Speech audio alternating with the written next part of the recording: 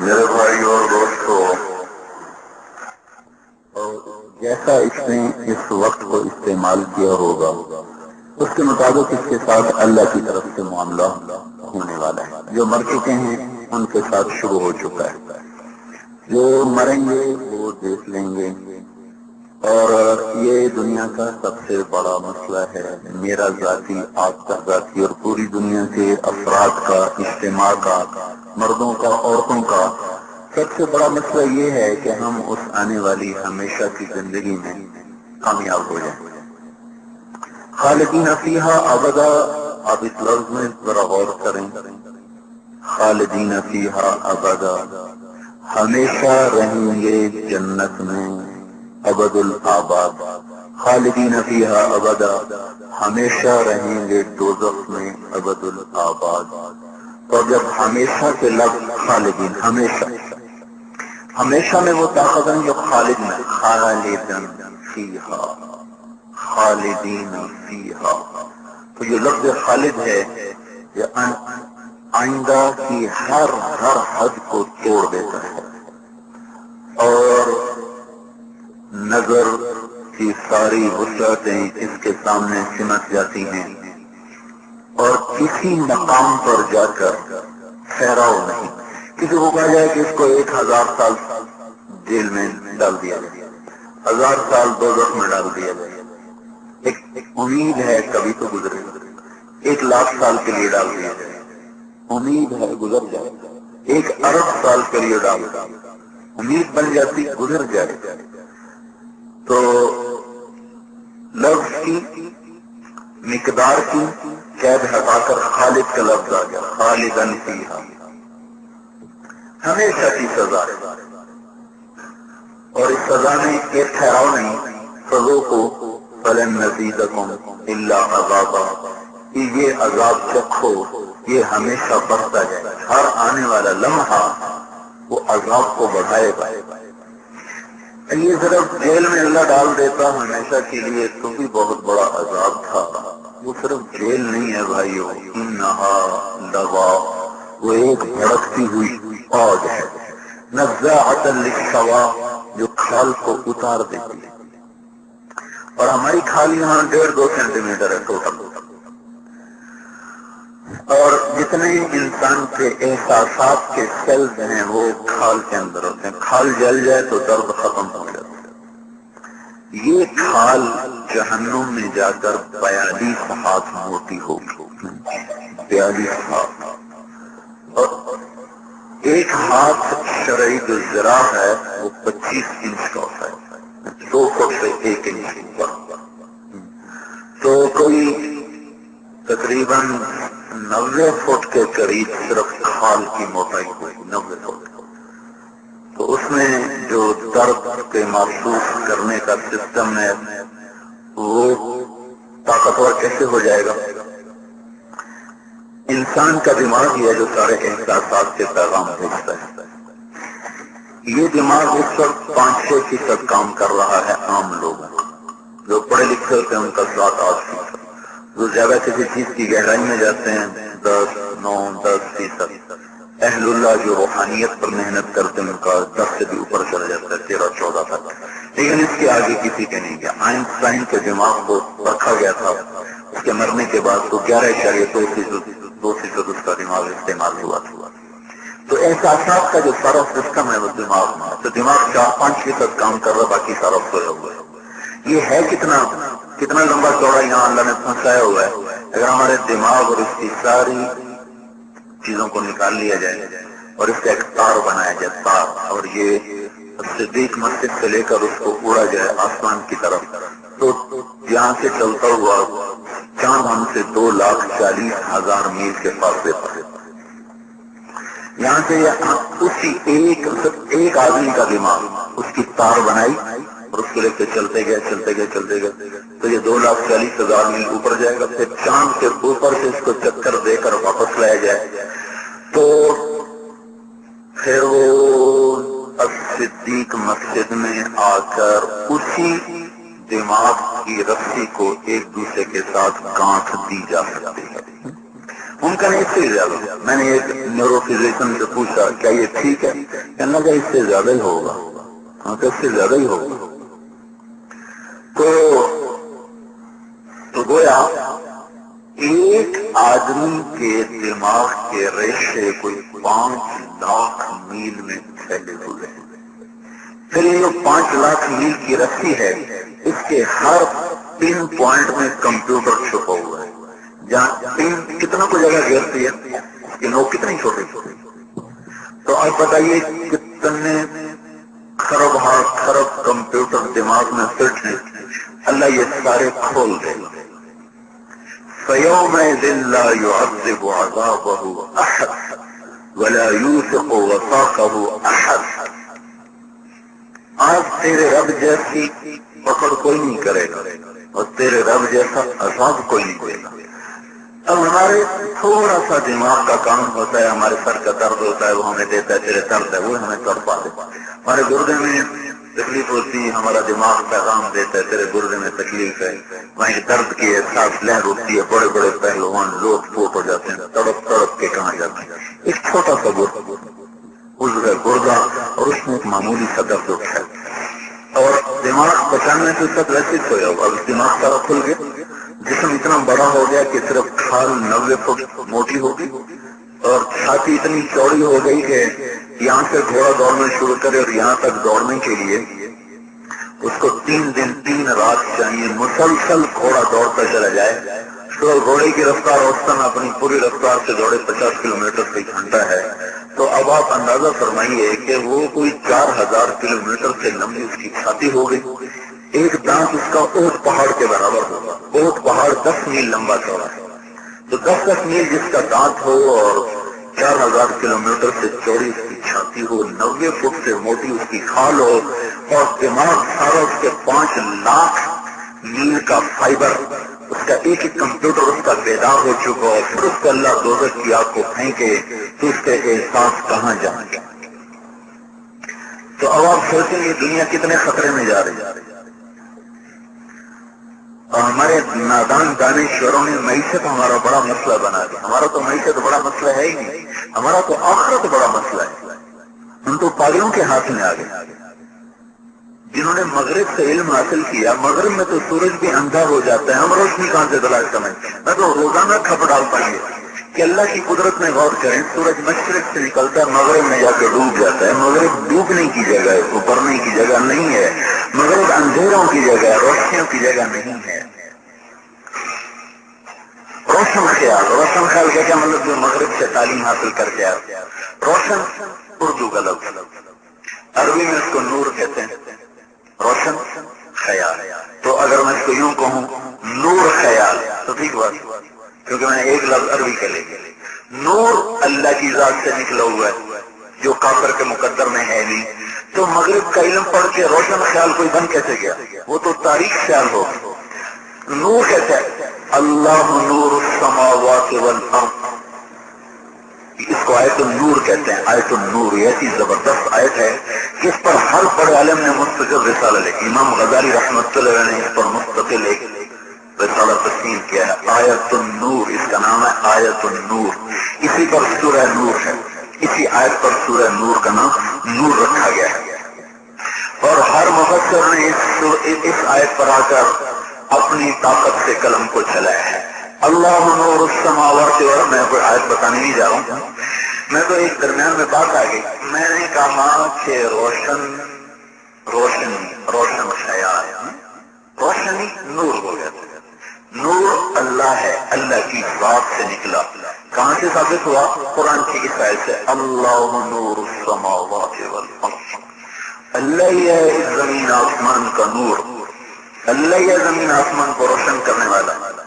وَمَن لَّمْ يَجْعَلِ اللَّهُ لَهُ مِن نُّورٍ فَمَا لَهُ مِن نُّورٍ.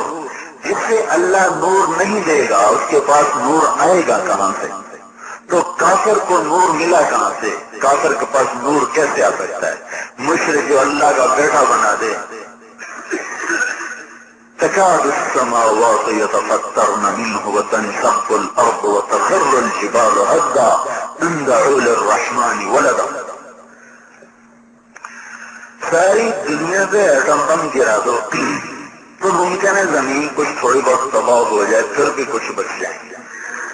سارے ایٹم بم پھاڑ دو تو زمین تک ان کا اثر ہے. کوئی ایٹم بم ایسا نہیں ہے جو زمین کے اوپر 500 لمبا غلاف ہے ہوا کا، ہوا کے اوپر چاہے سارے جہان کے ایٹم بم پھاڑ دو کچھ بھی نہیں ہوگا.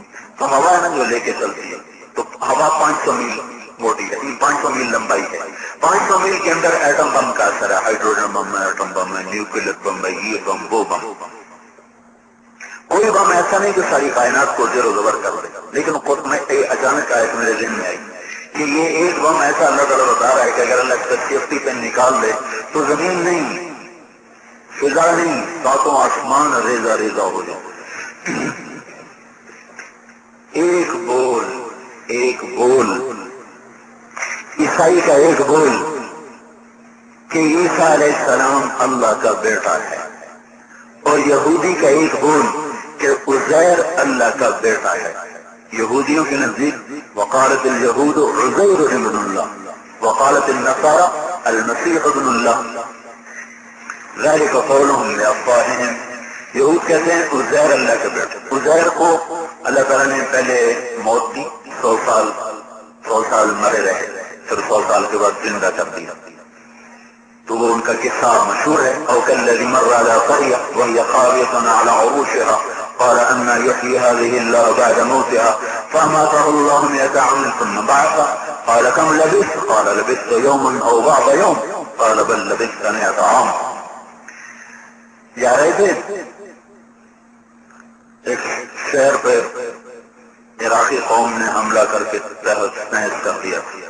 کہ اب یہ بھی دوبارہ آباد ہو، یہ بھی دوبارہ آباد ہو، تو یہ لوگ بھی دوبارہ زندہ ہوں گے. یہ خیال آ کے گزر گیا، بولے نہیں گزر. آگے تھکن غالب آ گئے، نیچے اترے، گدے کو باندھا، ایک ویرانہ سفر کھنڈا، وہاں ایک ٹوٹی دیوار، اس کے ساتھ ٹیک لگائی، ایک آگے دیوار. انگور نکالے، روٹی نکالی، انگور کو رومال میں ڈال کے نچوڑا، ان کا رس نکلا، روٹی پر ڈالا، پھر روٹی کو رس دیا کہ انگور کا رس اس میں رس جائے گا تو روٹی نرم ہو جائے گی تو میں کھا لوں گا. اتنی دیر انتظار کرنے کے لیے ٹانگوں کو ہے تو گستاخی، لیکن میں پورا منظر آپ کو بتاتا ہوں. یہاں ڈالے اور ادھر سے اور یوں اسی حال میں اللہ نے موت جان نکالی. فاماتہ اللہ، اللہ نے روح نکالی. 100 سال ایسے پڑے. 100 سال میں نہ کسی انسان نے دیکھا، نہ ہواؤں نے چھوا، نہ حشرات الارض نے کاٹا، نہ ڈسا، نہ زمین کھا سکی، نہ آسمان ٹوٹ پڑا، کچھ بھی نہ. 100 سال کے بعد جو اللہ نے اٹھایا اسی طرح کرنے لگے. ہاں بھائی کتنا دیر ہے؟ کہیں گے ایک دن. پھر سورج کو دیکھا، نہیں ابھی تو دن بھی نہیں گزرا، آدھا دن. اللہ تعالیٰ نے کہا آدھا دن نہیں، 100 سال گزر گئے. فانظر الى طعامك وشرابك لم يتسنه، اگر کھانا تو دیکھ کیسا ابھی تک ٹھیک ٹھاک پڑا ہوا ہے. آپ کو انگور کا رس کتنی جلدی جھاگ چھوڑتا ہے، اس لیے تو شراب بنتی ہے. سب سے دنیا کی بہترین شراب انگور سے بنتی. اگر دیکھو کوئی اوپر جھاگ پڑی، روٹی تیری نرم ہو چکی ہے، کھانے کے قابل ہو چکی ہے، لیکن دیکھ لو نہ رنگ بدلا نہ ذائقہ بدلا. اور پانی جو بھرا ہوا تھا بوتل کا وہ بھی دیکھ لو، 100 برس گزرے تو اس کا بھی کوئی ذائقہ نہیں بدلا. ہاں جو گلا تھا اس کی ہڈیاں ریزہ ریزہ چورا چورا ہوئی پڑی. وہ حیران پریشان یہ کیسے ہو گیا، ان کو یقین نہیں آ رہا کہ 100 برس گزر گئے. کبھی فانظر الى العظام كيف ننشزها ثم نكسوها لحما، دیکھ میں ذرا ابھی تیرے سامنے گدے کو کیسے زندہ کرتا ہوں. اللہ کا امر آیا اور ہڈیاں نکلنا شروع ہوئی، فضا سے ہوا سے ریزے پٹھے ہونے شروع ہوئے، ذرات جمع ہوئے، ہڈیاں بنی، ڈھانچہ بنا، جوڑا پسند فٹ ہوتے گئے، اوپر گوشت چڑھتا گیا، کھال چڑھتی گئی، سب کچھ مکمل ہوا. سارا عزیر علیہ السلام اپنی آنکھوں سے دیکھ رہے. پھر اللہ نے روح ڈالی تو گدا اچھل کے کھڑا ہو گیا. کدے ایسے ہی سب کو زندہ کر دوں. یہ 100 برس کے بعد جو آئے واپس تو ان کا یہ تو اللہ کا بیٹا. عیسیٰ علیہ السلام کو بن باپ کے پیدا گا، اللہ کا بیٹا.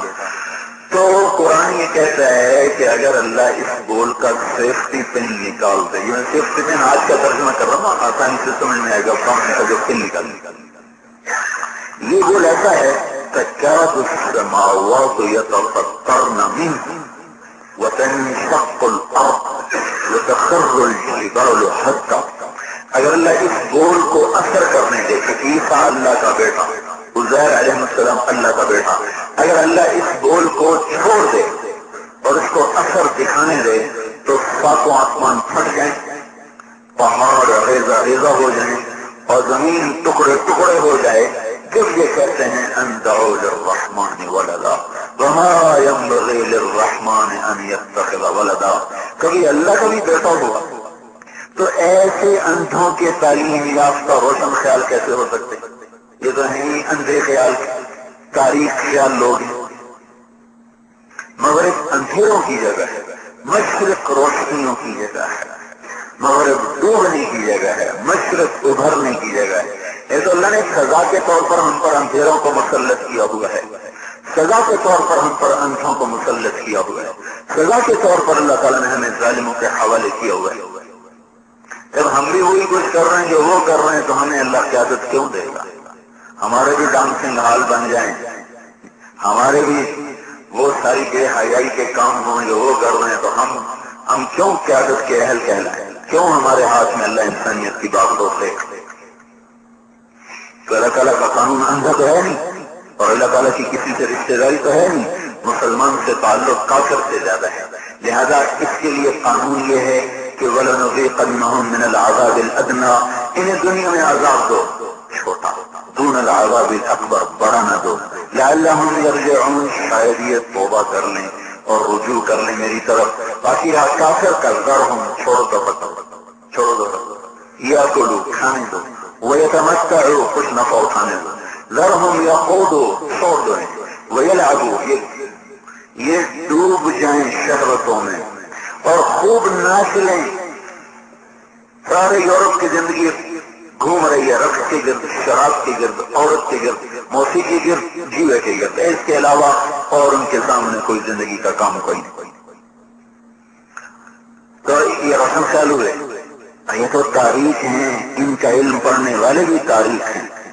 ہمارے نبی نے کہا لا تستضیئوا بنار المشرکین، مشرک کی آگ سے روشنی مت حاصل کرو، مشرک کی آگ سے اپنے گھر کو روشن مت کرو۔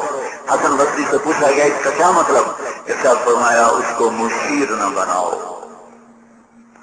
اس سے مشورہ مت لو، اس سے راہبری مت لو، وہ تو اندھا ہے، اس کو تو آخرت نظر ہی نہیں آتی، وہ تو صرف دنیا کو سامنے رکھ کر تمہیں سارا پروگرام بنا کر دے گا، اور تمہارے لیے تو دنیا مسافر خانہ ہے، تم تو آخرت کے راہی ہو۔ مسافر کی ترجیحات اور ہوتی، مقیم کی اور ہوتی، جو یہاں مری میں لوگ آتے ہیں ان کی سوچ اور ہوتی، جو مری میں رہنے والے ان کی سوچ اور ہوتی۔ مسافر کو واپس جانا ہے، مقیم کو وہیں ٹھہرنا ہے۔ مسافر پہ منزل کا شوق غالب ہوتا ہے، مقیم پہ ضرورتیں غالب ہوتی ہیں۔ مسافر بار بار کڑی دیکھتا ہے کہ کتنا سفر رہ گیا، کتنا سفر رہ گیا، نہ اسے روٹی کا فکر، نہ چائے کا فکر، نہ پانی کا فکر، مل گیا تو کھا لیں گے، نہیں ملا تو کوئی نہیں، گھر جا کے کھا لیں گے۔ مسافر کے لیے ضرورتیں کبھی بھی مقصد نہیں بن سکتی، ورنہ وہ منزل سے پھٹک جائے گا۔ وہ ہمیشہ منزل کو سامنے رکھے گا، ہمیشہ مقیم ٹھہرا ہوا کہے گا صبح اٹھتے ہی ناشتہ کیا بنانا ہے، صبح اٹھتے ہی ہوٹل والے کہیں گے بھائی اتنا مجمع آ چکا ہے، اتنے لوگ آ چکے ہیں، ناشتہ تیار کرنا ہے، کھانا تیار کرنا ہے، آئس کریم تیار کرنا ہے۔ ٹھہرے ہوئے پر ضرورتیں غالب، چلتے ہوئے پر منزل غالب۔ یہ انسان اپنی فطرت سے نکل نہیں سکتا۔ تو ہم تو مسافر ہیں، ہم تو ہماری تو ترجیحات ہی اور ہیں، ہم تو آخرت پہلے دیکھتے ہیں، دنیا بعد میں دیکھتے ہیں، ہماری ترجیحات ہی بالکل جدا ہیں۔ ساری دنیا چھین جائے ہمیں کوئی ارمان نہیں اگر اللہ راضی ہو، ساری دنیا مل جائے ہمیں کوئی خوشی نہیں اگر اللہ ناراض ہو گیا۔ اللہ راضی ہو جائے دنیا بھی بنا دے، ہم کو اللہ سے مشقت تھوڑا ہی مانگتے ہیں، نہ ہی فاقہ مانگتے ہیں، نہ ہی ذلت مانگتے ہیں، نہ ہی پستی مانگتے ہیں، ہم تو عزت مانگتے ہیں، کامیابی مانگتے ہیں، غنا مانگتے ہیں، بلندی مانگتے ہیں، اس قابل ہی نہیں. لیکن یہ قانون ہے اللہ تعالیٰ کا مسلمان کے لیے. معیشت ہمارا اصل مسئلہ نہیں ہے، آخرت ہمارا اصل مسئلہ ہے. مَا الْفَقْرَ أَخْشَىٰ عَلَيْكُمْ. سب سے شفیق تو ہم پر ہمارا نبی ہے، اس سے بڑا شفیق کوئی کہاں جائے گا. جو ایسا رویا ہم پر جن کو دیکھا نہیں ان کے لیے بھی رو رو کے حل کام ہوگا. اب دیکھو نا، اپنے گھر کا مسئلہ تو ایسے حل ہو گیا کہ اللہ تعالیٰ نے آپ کی ساری بیویوں کو جنت کی بیویاں بنا دیا. وَلَا أَن تَبَدَّلَ بِهِنَّ مِنْ أَزْوَاجٍ وَلَوْ أَعْجَبَكَ حُسْنُهُنَّ. اللہ تعالیٰ نے کہا یہی تیری بیویاں ہیں تو ان پر اور مزید کوئی شادی بھی نہیں کر سکتا اور ان کو طلاق بھی نہیں دے سکتا. یہی تیری بیویاں ہیں دنیا میں بھی اور جنت میں. تو بیویوں کا مسئلہ حل ہو گیا، بچوں کا مسئلہ حل ہو گیا. آپ نے کہا حسن حسین جنت کے سردار. بیٹیوں کا مسئلہ حل ہو گیا، فاطمہ میری بیٹی جنت کی سردار. پہلی تینوں بیٹیوں کو اپنے ہاتھوں سے رخصت کیا، وہ تو پہلے چلی گئی، فاطمہ بعد میں گئی. ان کے جنتی ہونے کی بشارتیں ان کو ساتھ ساتھ مل گئی. صحابہ سب کے بارے میں قرآن نے کہہ دیا وَكُلًّا وَعَدَ اللَّهُ الْحُسْنَىٰ. اللہ تعالیٰ نے آپ کے صحابہ تمام کے بارے میں فرما دیا کہ ہم وعدہ کرتے ہیں کہ سب کو جنت دیں گے. تو اب رونا کن کے لیے؟ کُلًّا وَعَدَ اللَّهُ الْحُسْنَىٰ. ہمارا سب کے لیے حسنہ کا وعدہ ہے.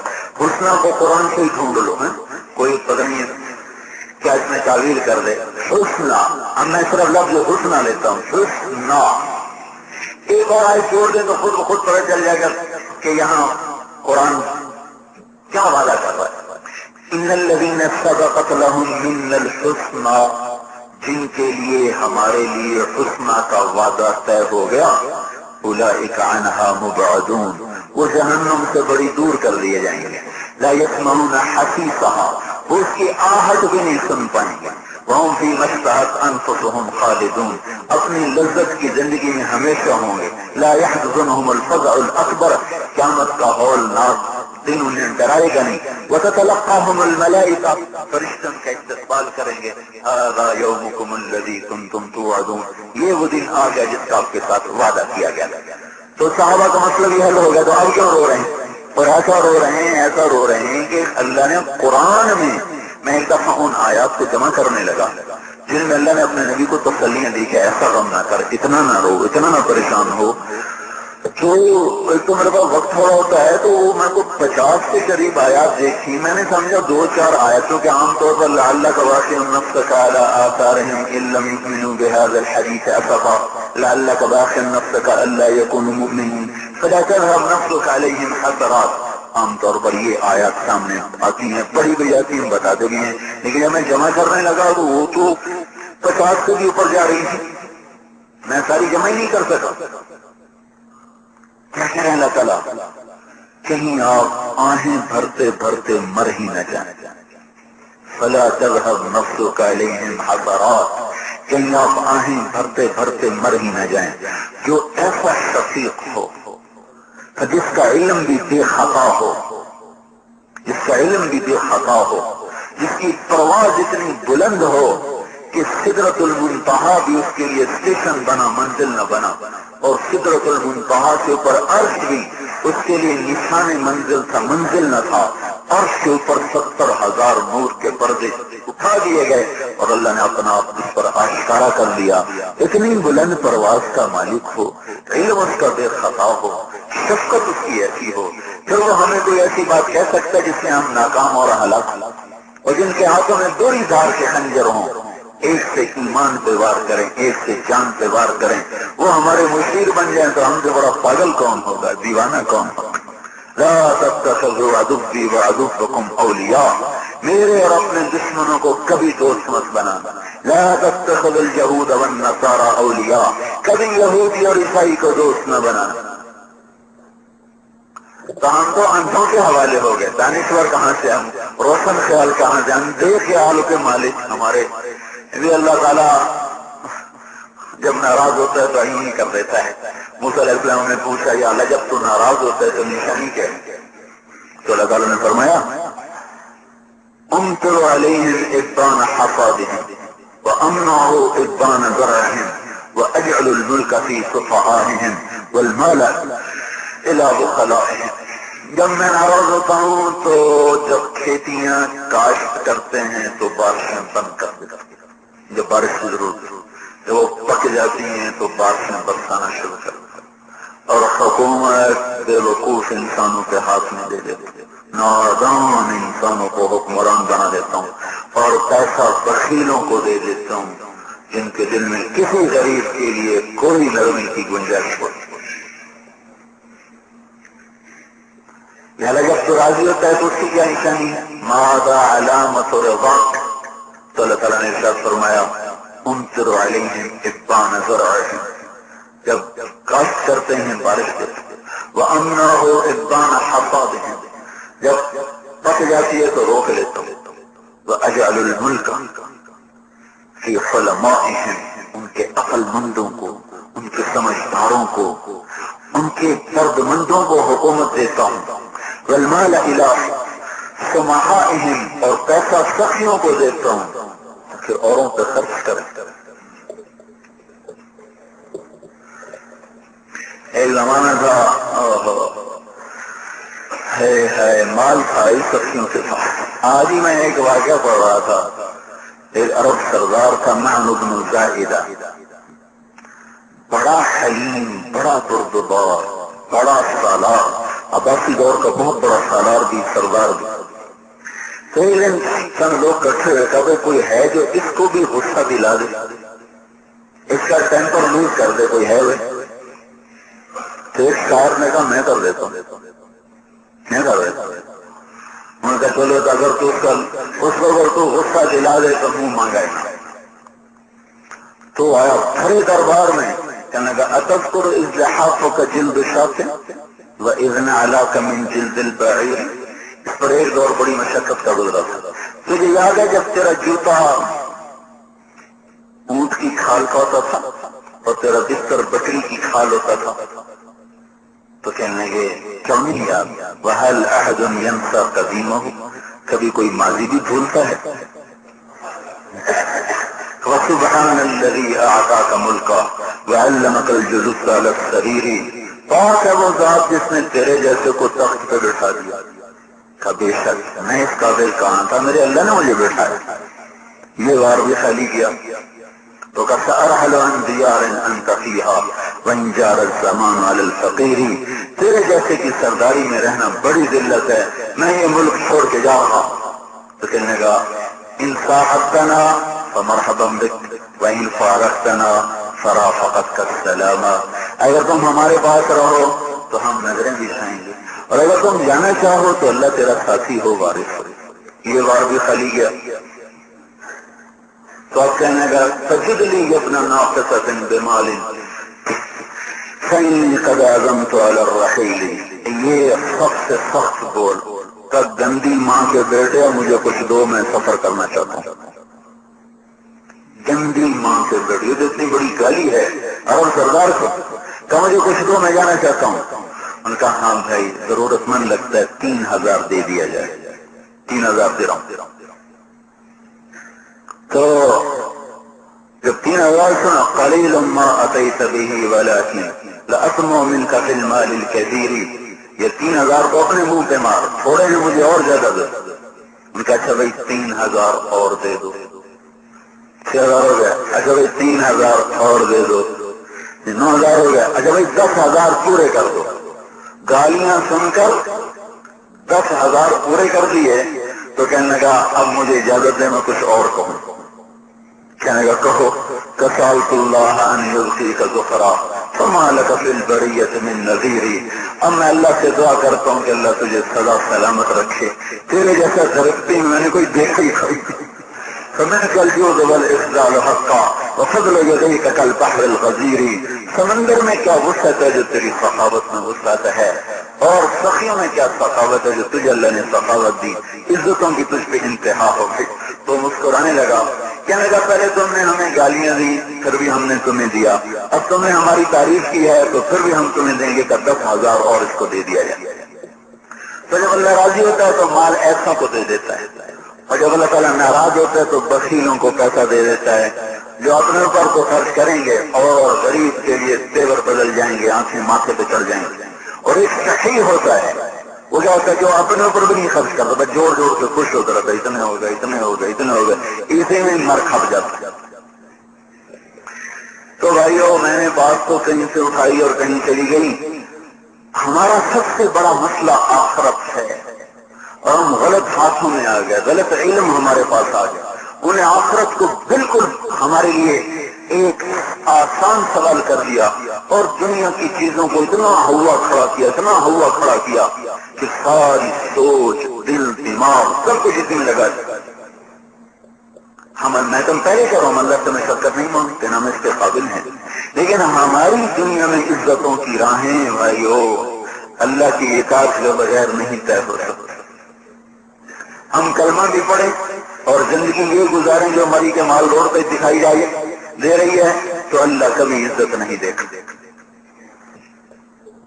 ہمارا مسئلہ جدا ہے، اللہ کافر کو چھٹی دیتا ہے، مہلت ہے، کرو جو مرضی کرنا ہے، ہمیں پکڑا جائے گا۔ آپ اپنے بیٹے کی فوراً پٹائی نہیں کرتے جب وہ سستی کرتے ہیں، اور گلی میں کتنے بچے الٹے ہو رہے، کود رہے، ناچ رہے، کبھی آپ کی نظر پڑی کہ ان کو پکڑو، ان کی اصلاح کرو۔ اپنے بچے پر نظر رکھی ہوئی ہے، کپڑے کیسے پہنے، کھانا کھائے کہ نہیں کریں، اسکول کے کھانا کھائے کہ نہیں کریں، اسکول گئے کہ نہیں گئے، کام کیا کہ نہیں کیا، ٹیوشن پڑی کہ نہیں پڑی، اس پر کوئی تلوار سونتی ہوئی، باہر کوئی الٹا لٹکے، کوئی سیدھا چلے، کوئی الٹا چلے۔ ہماری گلا سے یہی فرق ہے کلمہ گو کا اور کافر کا۔ تو بھائی مسئلہ کو آخرت کا وقت زبردست آ رہا ہے، ایک دفعہ گر گیا ختم، اور جنت کی طرف چل گیا۔ ان الابرار لفی نعیم علی الارائک ینظرون۔ آج ایک نظر ادھر بھی، دن پر تم حقارت کی وجہ سے دیکھنا بھی جنہیں تمہیں گوارا نہ تھا، ذرا آگے رہو دیکھو، وہ تو تختوں پر بیٹھے ہیں، تعرف فی وجوہہم نظرۃ النعیم، ان کے چہروں کو دیکھو کیسے جوانی کی بہار ہے، کیسا حسن و جمال ہے کہ اللہ اپنے نور میں سے نور عطا کر چکا ہے۔ یسقون من الرحیق، آج رحیق کی شراب انہیں پلائی جا رہی، مختوم ختامہ مسک، جو سیل بند ہے، سکہ بند ہے، اس پر مہر لگی ہوئی ہے، اور ایسی خوشبودار مہکتی ہے، ختامہ مسک۔ ایک مطلب اس کا یہ ہے کہ اس پر مشک کی مہریں لگی ہوئی، دوسرا مطلب اس کا یہ ہے کہ اس کے پہلے میں جب پیئیں گے تو نیچے مشک بیٹھا ہوا ہوگا، جس کی خوشبو سے ذرہ ذرہ قطرہ قطرہ اس کا مہک رہا ہوگا۔ اور یہ وہ شراب ہے مزاجہ من تسنیم، اس میں تسنیم کی شراب کی ملاوٹ ہوگی۔ تسنیم کیا ہے؟ عین یشرب بها المقربون، یہ بڑے اونچے درجے کے لوگوں کو خالص پلائی جائے گی، نیچے والے لوگوں کو ملاوٹ کر کے پلائی جائے گی۔ ان الابرار یشربون من کأس کان مزاجها کافورا، ایک محفل قائم ہے جہاں کافوری شراب انڈیل انڈیل کے خود پی رہے ہیں، ایک محفل اس سے بلند ہے، یسقون فیہا کأسا کان مزاجها زنجبیلا، جہاں زنجبیل کی رحیق کی شراب ان کو فرشتے ڈال ڈال کے پلا رہے، خدام پلا رہے، حوریں پلا رہی، بیویاں پلا رہی۔ ایک اس سے اعلیٰ درجہ جہاں تسنیم سرو کی جا رہی ہے، وہاں ہے وسقاہم ربہم شرابا طہورا، وہاں اللہ خود انہیں پلا رہا ہوگا۔ اللہ کہہ رہا ہے رو رہے، لو میرے بندو، یہ کیوں یا اللہ کا انہا کان لکم جزا، تمہاری محنت کا صلہ، جو تم نے مری میں دھکے کھائے، صبر کیا، نافرمانیوں کی طرف نہ چلے، سارے پاگل ہوئے، تم میری مان کے چلے، وکان سعیکم مشکورا، ہم نے تمہاری محنت کو قبول کر لیا۔ یہ مسئلہ ہے سب سے بڑا۔ اس کے بعد آتا ہے ہمارا مسئلہ دنیا کا۔ ایک آدمی گر رہا ہے، اس کو بچانا سب سے پہلی ضرورت، روٹی بعد میں کھلاؤ، پانی بعد میں پلاؤ، کپڑے بعد میں پہناؤ، دوائی بعد میں کھلاؤ، بھائی پہلا مسئلہ اس کو گرنے سے بچاؤ۔ اس وقت ساری امت یوں جہنم کے کنارے پہنچی ہوئی، اور 95% لوگ ہیں جو اللہ سے بغاوت کر چکے، مسلمان ہو کے بغاوت کر چکے۔ تو بڑا مسئلہ بھائی ان کو واپس لانا، ان پر محنت کرنا، ان سے توبہ کروانا کہ اللہ نے کیا کچھ تیار کر کے رکھا ہوا ہے۔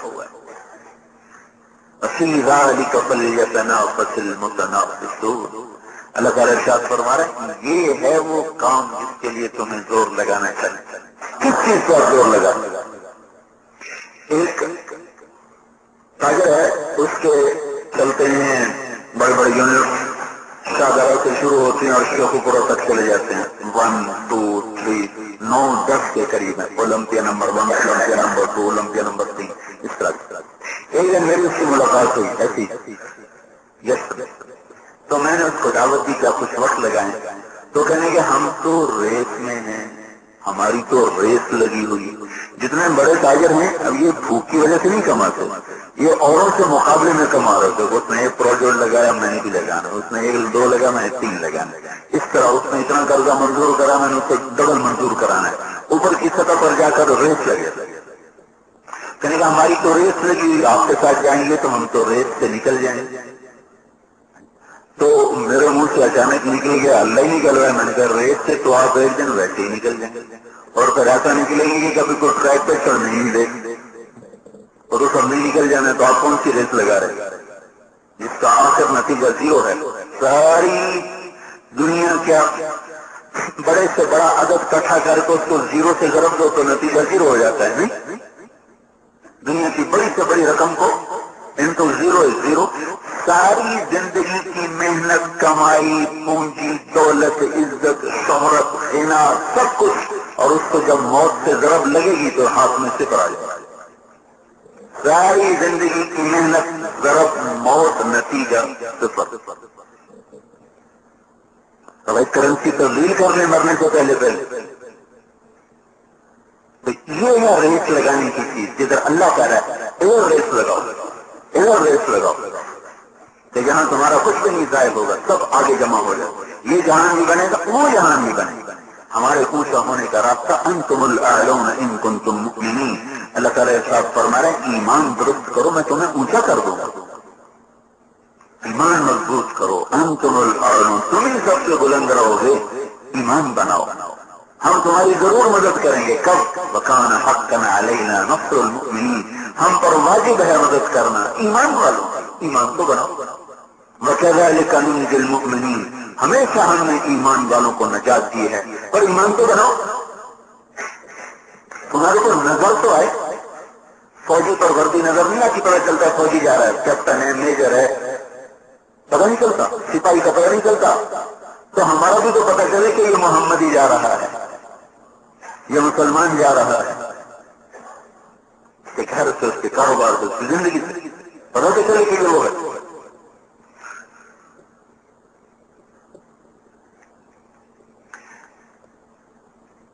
हर चीज ही मुश्किल है, हर चीज से हुक्म मिट। तो वह तबलीग उसको सीखने की मेहनत है।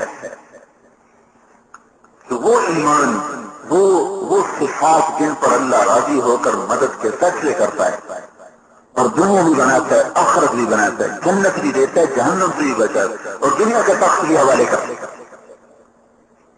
अल्लाह ने बताया कि अगर मैं उन लोगों को हुक्म देता हूं अल्लज़ीना इन मक्कन्नाहुम फिल अर्द अक़ामुस्सलाह, मैं उन्हें हुक्म दूंगा कि जब उन्हें हुकूमत मिले तो पहला काम ये करें कि सबको नमाज पे खड़ा कर, वआतवुज़ ज़कात, सबसे ज़कात वसूल करें, ज़कात देंगे और वसूल करें। वअमरू बिल मारूफ, और भलाइयों की दावत दें, वनहौ अनिल मुनकर, और बुराइयों को मिटाएं। ये तबका जब तुम पैदा कर दोगे, हम हुकूमत का ताज तुम्हारे सर पे रख दें। और तुमने भी नाचना है और गोरे ने भी नाचना है, तो वह तुम्हें क्यों दी जाए? उन्हीं का तुम्हें कामी बना के रखना चाहिए।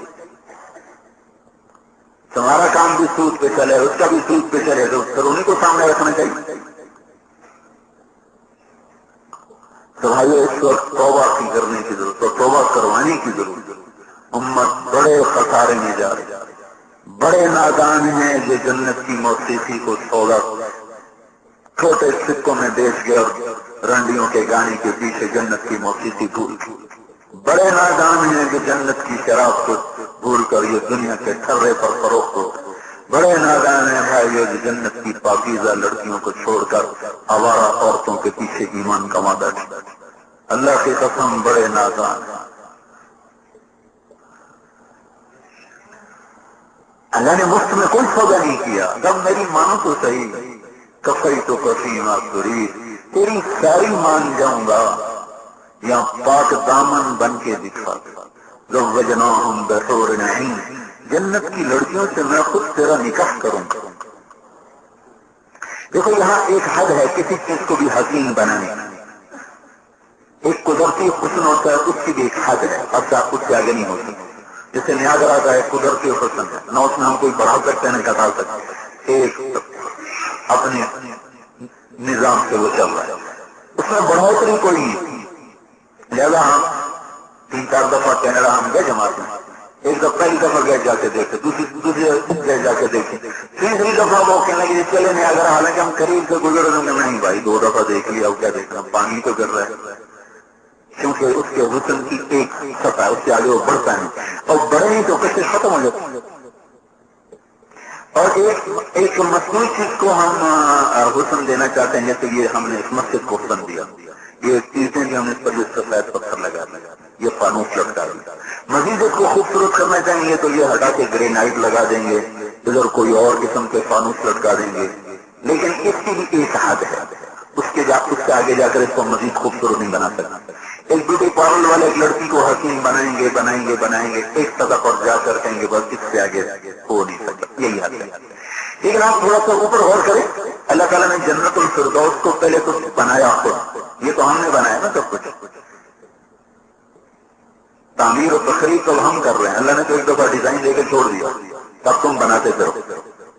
اللہ تعالیٰ نے جنت الفردوس کو اپنے ہاتھوں سے بنایا, اس میں میٹیریل نہ پتھر نہ لوہا نہ تانبا نہ پیتل نہ گارا نہ مٹی, اس کا میٹیریل سونا چاندی مشک عنبر زعفران کافور, اور سب سے بڑی چیز خود اپنا ذاتی نور اس میں شامل فرمایا.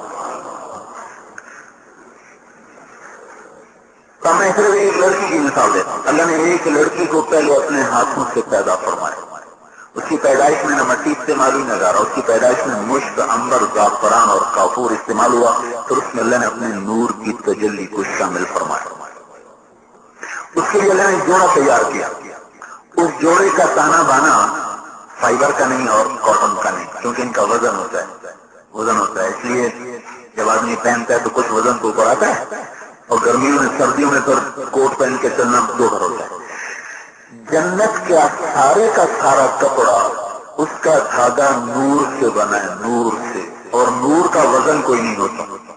نور یہاں 4 لائٹیں جل رہی ہیں, یہاں 40,000 جل جائیں تو بھی آپ پر وزن کوئی نہیں ہوگا, تو پھر تھوڑی سی بڑھ جائے گی, وزن کوئی نہیں ہوگا. تو نور کا وزن نہیں, تو اللہ تعالیٰ نے اس کا لباس تیار کیا نور کے تانے بانے. پھر اس کو وجود بخشا مشک عنبر زعفران اور کافور سے, پھر اس میں اپنا نور ڈالا. اس کے بعد اللہ تعالیٰ نے اس کو سجانا شروع کیا, میک اپ شروع کیا. 1 دن 2 دن 3 دن سال 7 مہینے 1000 سال 2000 سال نہیں, جس دن جنت الفردوس کی چیزیں پیدا ہوں. میں نے آپ کو 2 چیزیں دی, ایک لڑکی کے ساتھ منسلک کر لو, اس کا کپڑا, اس کا زیور, اس کا وجود, ایسے آپ ہر چیز کو سوچیں, اس کے گھر, اس کے دروازے, اس کی الماریاں, اس کی کرسیاں, اس کی سواریاں, اس کی سڑکیں, اس کے پھول, اس کی پھلواریاں, اس کے باغ, اس کے باغیچے, اس کے مرغزار, اس کی وادیاں, اس کے پہاڑ, اس کے جنگل, اس کے دریا, اس کی آبشاریں, اس کے سمندر, اس کے پرندے, اس کی مچھلیاں, اس کی کشتیاں, ایک چیز پر غور کرتے ہیں, اس کے پھول, اس کی کلیاں, اس کے پھل, اس کے ذائقے, ہر چیز پر یہ بات آئے گی جو میں بھی کہنے لگا ہوں. اللہ نے سب کو بنایا, ایک دفعہ بنایا میٹیریل یہ جو میں نے بتایا, جس اللہ نے لکڑی سے آم نکالا وہ جنت میں سونے سے آم نکالے گا. اور پھر اس سارے میٹیریل میں دست قدرت ذاتی استعمال کیا, فرشتوں سے نہیں بنوایا, خود بنایا. بنانے کے بعد روزانہ 5 دفعہ ہر چیز کو اللہ مزید بیوٹی دے رہا ہے, سجا رہا ہے. روزانہ 5 دفعہ. جو لڑکی جس دن پیدا ہوئی اللہ کے ہاتھوں, اس دن سے لے کر آج تک وہ 5 دفعہ سجی ہے, اور آج سے قیامت تک 5 دفعہ مزید سجتی جائے گی. وہ کیا شاہکار ہوگا جب اس پہ نظر پڑے. تو اس کا جو لباس ہے, ہمارے لباس کے جو اس کرتے کو آپ کتنا سجائیں گے, آخر تو ایک جگہ جا کے ختم ہو جائے گا. اللہ نے اس کو جو لہنگا پہنایا، جو لباس پہنایا، جو بھی پہنایا، وہ روزانہ 5 دفعہ سجایا جا رہا ہے اور قیامت تک سجتا جائے گا. 3 میل کے دائرے میں اس کا لباس گردش کرتا ہے جب وہ چلتی ہے. 3 میل کے دائرے میں. اسے میں نے پہلے کہا کہ نور کا وزن نہیں، لہذا اس کے اتنے جوڑے جو 3 میل کے دائرے میں گھوم رہے ہوں گے اس کا وزن کوئی نہیں ہوگا. اب 5 دفعہ روزانہ اس کا وجود سجایا گیا، زیور سجایا گیا، کرتا سجایا گیا. جس گھر میں بیٹھتی وہ گھر سجایا گیا، جس مسیری پہ بیٹھتی اس مسیری کو سجایا گیا، جن راہوں پہ چلتی وہ راہ سجائی گئی، جن باغ میں پھرتی وہ باغ سجائے گئے، جن باغیچوں میں پھری وہ باغیچے سجائے گئے، جن نہروں پر چلی وہ نہریں سجائیں گئی، جن کشتیوں پہ بیٹھی وہ کشتیاں سجائیں گئی. اور آج سے لے کر قیامت تک وہ سج رہی ہیں، سج رہی ہیں. اللہ کہہ رہا ہے یہ جو میں نے تیرے لیے تیار کیا ہے تو کیوں گندگی میں منہ مار رہا؟ کیا ہو گیا دیوانے؟ اس لیے ہمارے نبی نے فرمایا بئس العبد عبد طمع یقودہ، وہ بھی کوئی انسان ہے جو طمع کا غلام بن جائے. بئس العبد عبد رغبا یذلہ، وہ بھی کوئی انسان ہے جو چسکوں کا غلام بن جائے، لذتوں کا غلام بن جائے. بئس العبد عبد ہوا یذلہ، وہ بھی کوئی انسان ہے جو شہوت کا غلام ہو کر تباہ و برباد ہو. بھائیو، ہندو کی غلامی بھی بڑی ذلت ہے، انگریز کی غلامی بھی بڑی ذلت ہے، یہودی کی غلامی بھی بڑی ذلت ہے، اور اللہ کی قسم نفس کی غلامی اس سے بھی بڑی ذلت ہے. دیکھنے میں پاکستان آزاد ملک ہے، لیکن اللہ کی قسم چند انسانوں کو چھوڑ کر یہ سب ہم غلام ہیں. غلام، نفس کے غلام، اپنی خواہش کے غلام، اپنی ضرورت کے غلام. ہم مردان ہو رہے ہی نہیں، ہم نے آزادی سیکھی ہی کوئی نہیں. ایسے ہی خطہ اللہ نے اپنے فضل و کرم سے دیا کہ چلو اس کی قدر کریں گے، پر ایسی نہ قدری کی، ایسی نہ قدری کی. ان 6 لاکھ روحوں کو کیا جواب دیں گے جو بارڈر کراس کرنے سے پہلے کٹ گئے، مر گئے، دریاؤں میں بہ گئے؟ اگر ان کو کیا جواب دے گا؟ اس سے جالندھر سے مائگریٹ ہو کے آئے تھے، سرگودا میں رہتے تھے، سیلام والی احراری تھے، تو کبھی کبھی ملنے آتے. ایک دفعہ بیٹھے تھے، میں تو کبھی کبھی گھر جاتا تھا ڈیرے میں سے، یہ نہیں کام بیٹھے تو مجھے یاد نہیں. تو کہنے لگے میں نے جب 47 میں سفر شروع کیا، خاندان تو کٹ گیا، کوئی کہیں گرا، کوئی کہیں گرا، کوئی کہیں گرا. اکیلی جان کو لے کے بھاگے. دن میں کماج کے کھیت میں چھپ جاتے تھے اور رات کو سفر کرتے تھے. کہنے لگے اس طرح چلتے چلتے میں دریائے ستلج پہ پہنچا.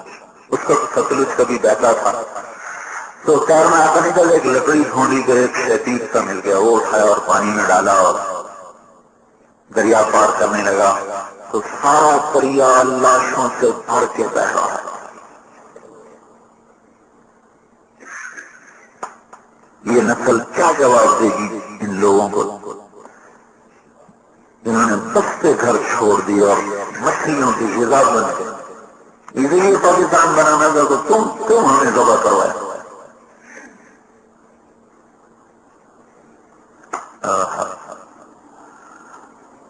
جب ضمیر مر جائے تو اس قوم کا کوئی علاج نہیں.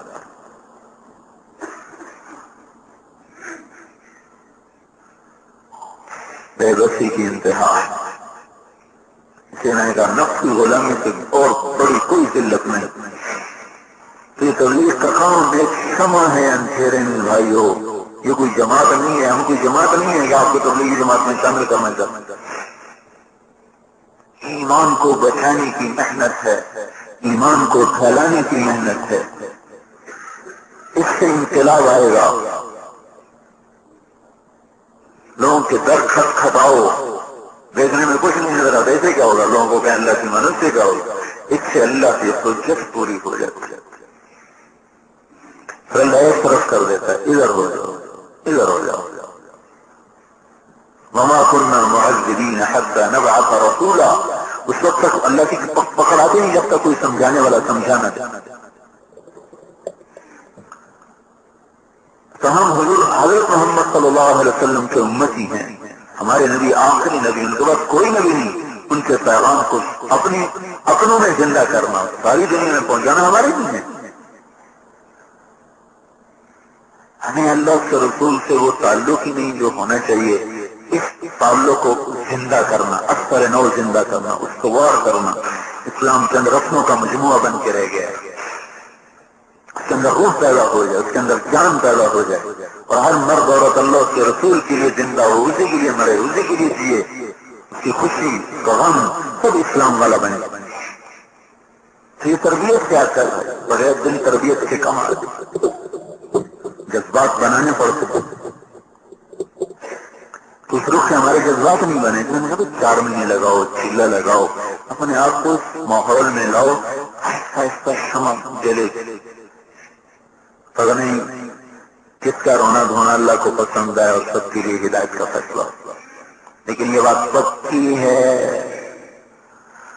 کفر ہمیشہ نہیں پنپتا، آخری اس کی رات سے سویر آتی ہے. اور آثار و قرائن ہیں. اس لیے کہ یہ بات طے شدہ ہے. اللہ تعالیٰ کفر کو مہلت دے دیتا ہے، شرک کو مہلت دے دیتا ہے، بے حیائی کو مہلت نہیں دیتا. لمبی مہلت، لمبی. دنیا میں میرے خیال میں سب سے بڑا مجرم فرعون تھا، جس نے کہا میں ہی رب ہوں. اور دنیا میں کوئی انسان ایسا نہیں ہے جس نے کہا کہ میں ہی رب ہوں.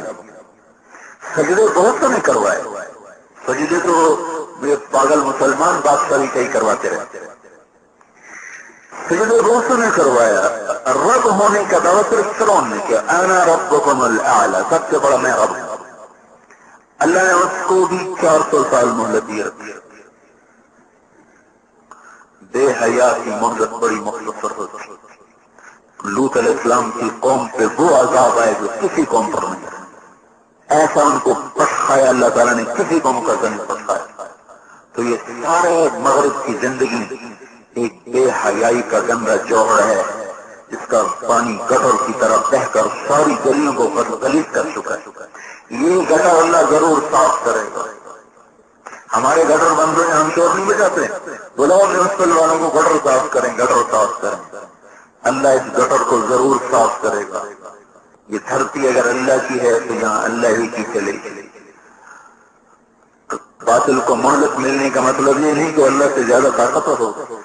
ہمیں ڈھیل دینے کا مطلب یہ نہیں کہ اللہ ہمیں دیکھتا نہیں کہ نمازیں بھی چھوڑے بیٹھے اور سب کو چھوڑے بیٹھے. اس وقت کی سب سے بڑی ضرورت ہے خود توبہ کرنا اور سب سے توبہ کروانا، کہ اللہ پاک اپنے فضل سے ہی ہدایت کی ہوا چلا دے اور پکڑ سے بچا لے. پکڑے تو باطل کو پکڑے، اپنے محبوب کی امت میں فضل فرما. اس لیے بھائیو ہم توبہ کریں. یہ جو مری والے ہیں یہ تو خاص طور پہ اس سیزن کو صرف کمائی کا سیزن نہ بنائیں. یہاں خلقت آتی ہے کراچی سے پشاور، اور اکثر قاتل ہیں. سارے تو 5 مہینے تو برابر ہیں، اللہ کا فضل ہے. نیک لوگ بھی آتے، شرفا بھی آتے، فیملی کے ساتھ آتے ہیں، لیکن اکثر غافل لوگ آتے اکثر. تو آپ کو فکر پھر بتائے گا ان سے نوٹ وصول کرو. ٹھیک ہے، اللہ تعالیٰ نے حلال کمانے سے نہیں روکا، لیکن یہ بھی سوچو کہ یہ جہنم میں جا رہے ہیں. ان سے توبہ، ان کو ایسا ماحول آپ لوگ مری دو کہ یہ توبہ کر دیں. گناہ کرنے والا آئے گناہ کی نیت سے جائے توبہ کر دے. ایسا ماحول نہیں دے. اللہ سے مانگو کہ یا اللہ تو ہمیں ایسی بصیرت عطا فرما کہ ہر آنے والے سے ہم توبہ کروا. اس لیے بھائی ایسا ماحول بنو اپنے ہوٹلوں میں، اپنے بازاروں میں، جو آئے بس وہ توبہ کر کے جائے. تو آپ بڑی کمائی کر سکتے ہیں، بڑی کمائی کر سکتے ہیں. سارے پاکستان میں مری میں بیٹھ کے اسلام پھیلاتا ہے، کیونکہ ہر شہر سے لوگ آتے. تو ان پر ایسی محنت کرو کہ وہ توبہ کر کے اور آگے تبلیغ کے کام کو اپنا کام سمجھتے ہوئے جائیں. سارے پاکستان میں آپ کے ذریعے سے ہدایت کی ہوا چل پڑتی. لیکن یہ بے دردی ہے، بے دردی کہ آپ کو صرف پیسہ بٹورنے کا فکر ہو اور اس کو دیکھ رہے ہو کہ کھلم کھل اللہ کی نافرمانی کر رہا ہے اور آپ کو اس پہ رونا نہ آئے، اس کا درد نہ ہو. یہ ہائے بڑی قیمتی ہوتی ہے۔ انور شاہ صاحب کشمیری رحمت اللہ علیہ گاڑی پہ چڑھنے لگے، ایک سکھ اترا لمبا اونچا خوبصورت، تو شاہ صاحب کی ہائے نکل گئی، ہائے۔ وہ کہنے لگا مولوی ہائے کیوں کی تھی، ہائے کیوں کی تھی؟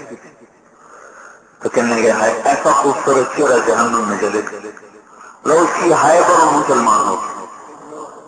کوئی کلمہ پڑھ لیا، نہ کوئی تبلیغ، نہ کوئی دلائل نہیں، نہ کوئی قرآن کی بات، ایک ہائے ہے۔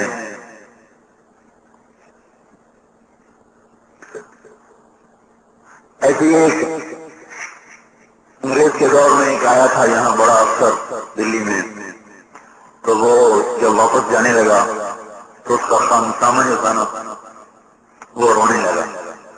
تو اس نے کہا تم رو نہیں، جو میری جگہ آ رہا ہے میں نے اس کے لیے لکھ دیا ہے کہ وہ تمہیں نکالے گا نہیں، وہ تمہیں نوکری پہ بحال رکھے۔ اس نے کہا صاحب میں اس سے نہیں رو رہا ہوں۔ تو کس میں رو رہے ہو؟ کہ میں اس پہ رو رہا ہوں کہ میں نے 3 سال تیرا نمک کھایا اور تجھے جہنم سے نہ بچا سکا، تو اس حال میں جہنم میں ہمیشہ کی جہنم میں جائے۔ اس کے چند آنکھوں نے اس کے اندر ایمان کی شمع روشن کر دی، مسلمان ہو۔ تو ایک ہمیں بڑی دولت ورثے میں ملی تھی، حضرت محمد صلی اللہ علیہ وسلم والا درد و غم بلا دیا ہم نے، عرصے سے بلا دیا۔ یہ درد اپنے اندر مصنوعی پیدا کرو، کسی کو دیکھا نماز نہیں پڑھ رہا ویسے جھوٹ موٹ کی ہائے کرو، ہائے یا اللہ میرا قصور ہے، میں اسے نہیں سمجھا۔ آپ دیکھتے نہیں فجر میں کیسے مریض سنسان ہوتا ہے، حالانکہ صبح کے وقت سب جانور بیدار، پرندے بیدار، چرند بیدار، پرند بیدار، سب اللہ کی تسبیح پڑھنے میں لگے ہوئے۔ جس کے لیے کوئی کائنات بنی اور جس کو کہا جائے کہ تو میری تسبیح پڑھو، وہ سب غفلت کی نیند سوئے ہوئے۔ اور اللہ تعالیٰ یہ فرماتے ہیں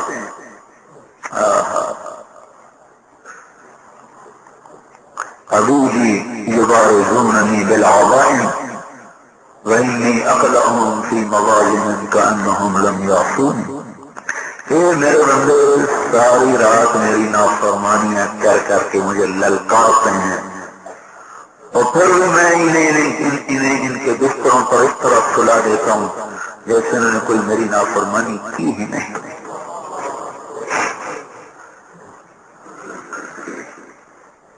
تو جو مکلف نہیں وہ صبح صبح اٹھ کے اللہ کو یاد کر، جن کو کہا گیا اٹھ جاؤ اپنے رب کی بندگی کے لیے، سوئے پڑے سنفا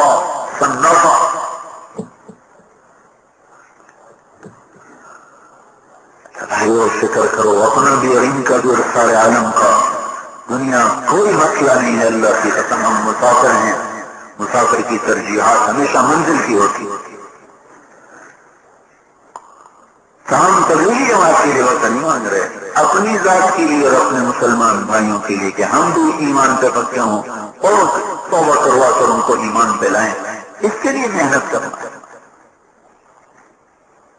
تو بھائیو خود بھی توبہ کرو، آنے والوں سے بھی توبہ کرو، ہر ہوٹل میں نماز کا نظام بناؤ، مسجد تو ہر ہوٹل میں قریب نہیں، صفوں بچھواؤ، مؤذن مقرر کرو، امام مقرر کرو، اذانیں دلواؤ، کیسٹ کر کے ان کو پیار محبت سے تعلیم میں بٹھاؤ، نماز میں شریک کرنے کی کوشش کرو۔ پتہ نہیں کون سا دیا ہوا سجدہ کسی کو پسند ہے۔ 1982 میں ہماری جماعت گئی تھی انگلستان، تھا ہم لندن سے جا رہے تھے ڈیوزبری، زور کا وقت ہو گیا تو ہلکی ہلکی پھاڑ پڑ رہی تھی، ہم نے ایک جگہ گاڑیاں روکی تو مسلح بچھا رہے تھے فٹ پاتھ پر، تو ایک گاڑی ہمارے پاس آ کے رکی، ایک لڑکا نکلا کہنے لگا میں پاکستان کا ہوں، کراچی کا، لیکن میں نے دیکھا نہیں پاکستان، یہی میری فیملی ہے، یہ ہم کراچی سے ہیں، آپ کو دیکھ کر میرے دل پہ اثر ہوا ہے، میرا یہ کہتا میں بھی آپ کے ساتھ نماز پڑھوں۔ تو ہم نے پوچھا آپ کو کہ مجھے آتی کوئی نہیں، پہلے کبھی پڑھی کا نہیں، زندگی میں کبھی نہیں پڑھی، بس آپ کو دیکھ کے دل کرا ہے۔ ہم نے کہا وضو کر لو، کہ مجھے وضو بھی نہیں آتا، بس میں ویسا آپ کے ساتھ کھڑا ہو جاؤں۔ راستہ تو ایسے ہی کھڑا ہو. ہم نے پڑھی، اس نے بھی اسی طرح پڑھی. یہ ماحول کا اثر ہے. ایک ماحول بنا جس نے کبھی زندگی بھر نہ ماں باپ نے پڑھی ہوگی، یا ماں باپ پڑھتے ہوں گے تو اس کو کبھی کہانی ہوگی، لیکن ماحول نے اس کو کھینچ لیا. ظاہر نام بعض نام کیسے اٹک جاتے ہیں ذہن میں. تو ایسی فضا بناؤ اگر آپ کا یہ کمائی تو آپ کی 4 مہینے چلے گی، 6 مہینے چلے گی، پھر ختم ہو جائے گی. پھر آپ انتظار کریں گے کہ اب سردیاں ہیں تو کوئی سردیوں کا سیزن لگ جائے گا تو پھر گرمیوں تک کا خرچہ کٹ ہو جائے گا. پھر وہ ختم ہوگا، پھر آپ کو انتظار ہوگا اب گرمیاں ہیں تو گرمیوں کا سیزن لگے گا تو سردیوں تک کا خرچہ کٹ ہو جائے گا. لیکن یہ جو آپ نے خود توبہ کر رہی اور اوروں سے توبہ کروا کے ان کو اللہ کے حکم بڑھا لیا، یہ تو بس قیامت تک کے لیے کھاتا کھل گیا. چلتا ہی جائے گا، چلتا ہی جائے گا، چلتا ہی جائے گا. اور خود بھی توبہ کرو، اوروں سے بھی کرواؤ. بڑے نازک حالات کے امت کھڑی ہوئی. تو اب بولو بھائی کون نام دے گا اس کے لیے نہ کرنے. حضرت مولانا طارق غنی